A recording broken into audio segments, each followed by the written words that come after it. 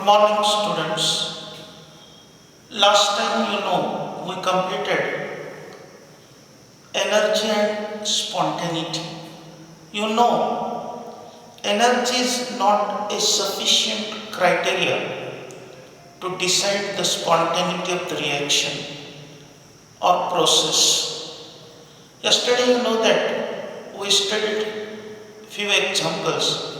Both exothermic and endothermic reactions are spontaneous. That's why there is a need of another thermodynamic property that is called entropy. And you know that entropy is denoted by letter capital S. What is entropy?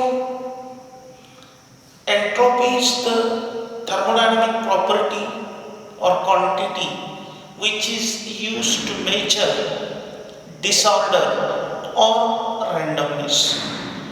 But there is a need to explain a quantitative definition of entropy. So, what is the quantitative definition of entropy? We want to know. Quantitative definition of entropy. Definition of entropy. So, what is the quantitative definition of entropy?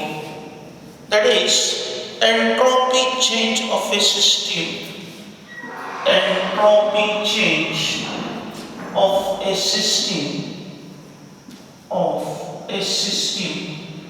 Entropy change of a system is equal to the amount of heat transferred. Is equal to the amount of heat transferred. Amount of heat transferred.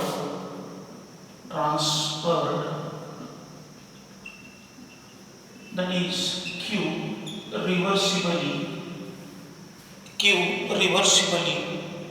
to it in a reversible manner. To it in a reversible manner.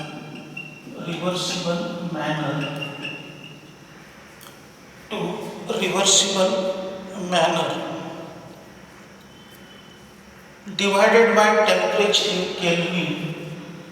Divided by temperature in Kelvin.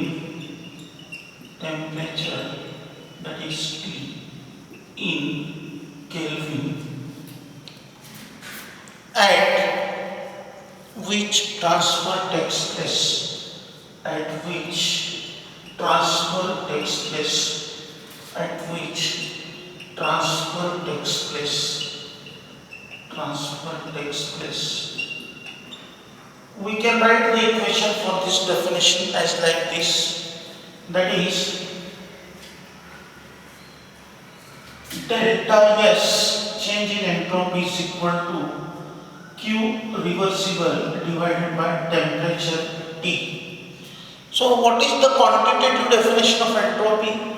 Entropy change of a system is equal to the amount of heat transferred, that is Q reversibly to it in a reversible manner divided by temperature T. The mathematical formula for quantitative definition of entropy, delta S is equal to Q reversible upon T. So that is the equation and that is the definition of and definition of quantitative entropy. Here it is important to know that entropy denoted by letter capital S. It is a state function, and hence delta S is also a state function. You know what is called a state function? The property whose value depends upon initial state and final state, but it does not depend upon path. That is called as state function. So capital S, entropy is a state function Hence, change in entropy delta S is also a state function. So, here you know that delta S, that is change in entropy delta S is directly proportional to Q. What we can say from this, that is change in entropy of a system is directly proportional to Q, means amount of heat added to the system increases the randomness. That's why we can say that change in entropy is directly proportional to Q. Now here another important point is that you know, suppose there is a system, consider water in a beaker, here water in a beaker.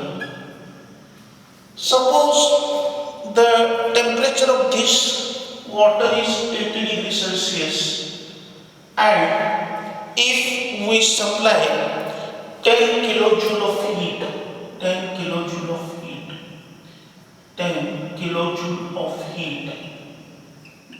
Suppose another beaker containing water, its temperature is 20 degrees Celsius and if we supply 10 kilojoule of heat.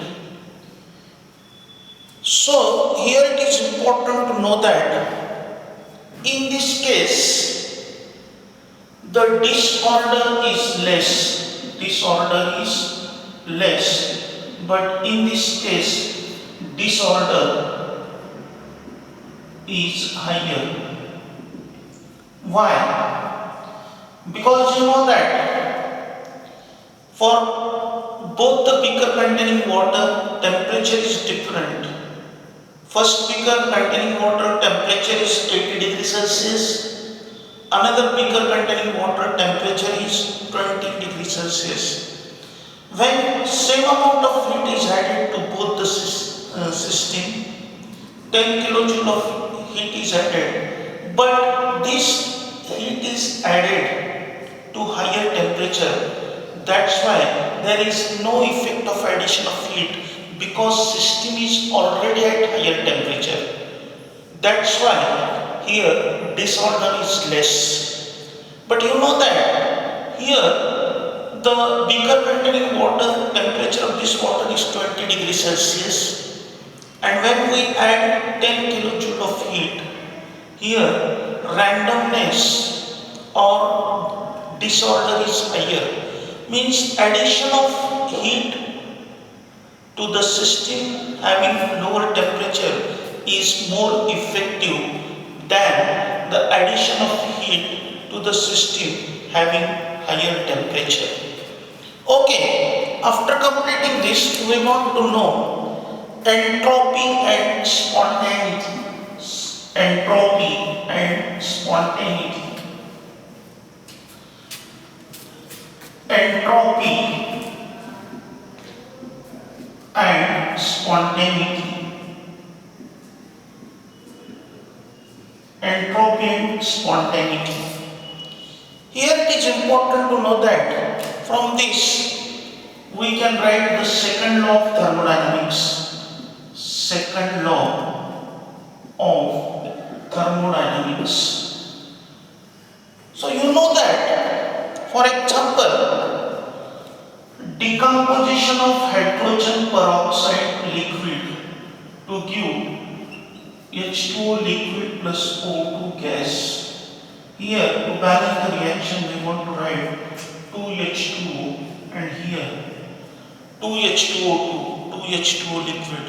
You know that from the definition of entropy, the change in entropy for this process is found to be positive. Why? Because liquid state is converted into gaseous state.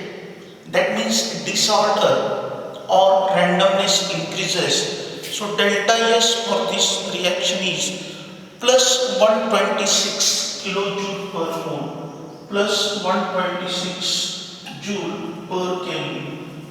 Joule per Kelvin. Here, if we write another reaction, that is H2 gas plus O2 gas, H2 gas plus O2 gas, it gives H2 liquid.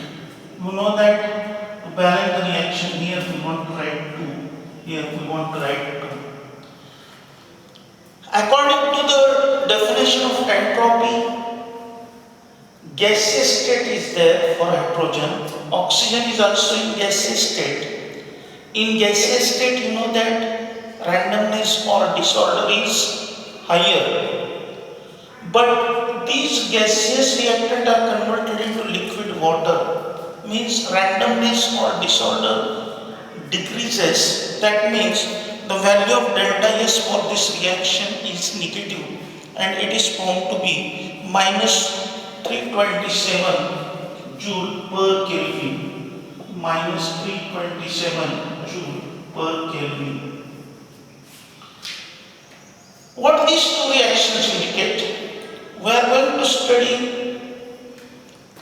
entropy and spontaneity. You know that decomposition of hydrogen peroxide into liquid water and oxygen, delta S is positive, means reaction is spontaneous.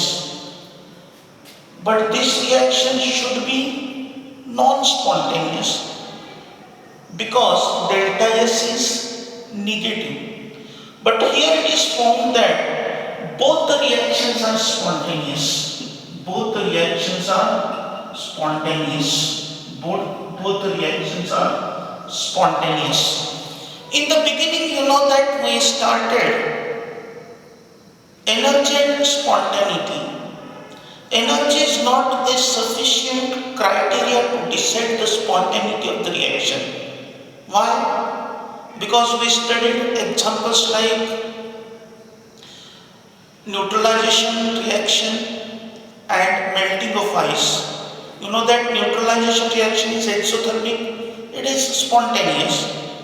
That means we can say exothermic reactions are spontaneous, but it is not always true because melting of ice is an endothermic reaction, still it is spontaneous. That's why energy is not a sufficient criteria to decide the spontaneity. That's why a new properties was developed in thermodynamics that is called as entropy.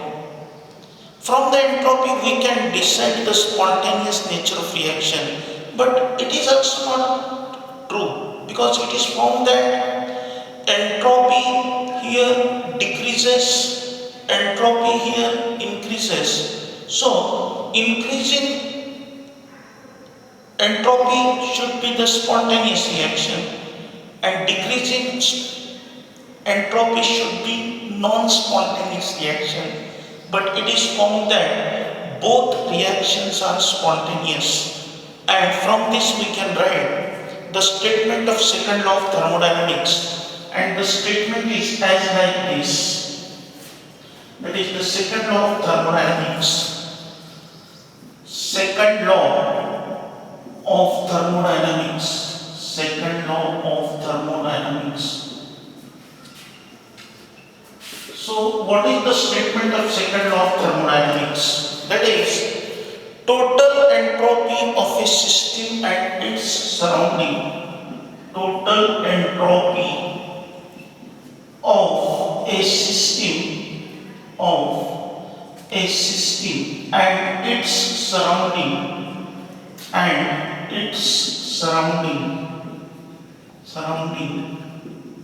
total entropy of a system and its surrounding increases in a spontaneous process, increases in a spontaneous process.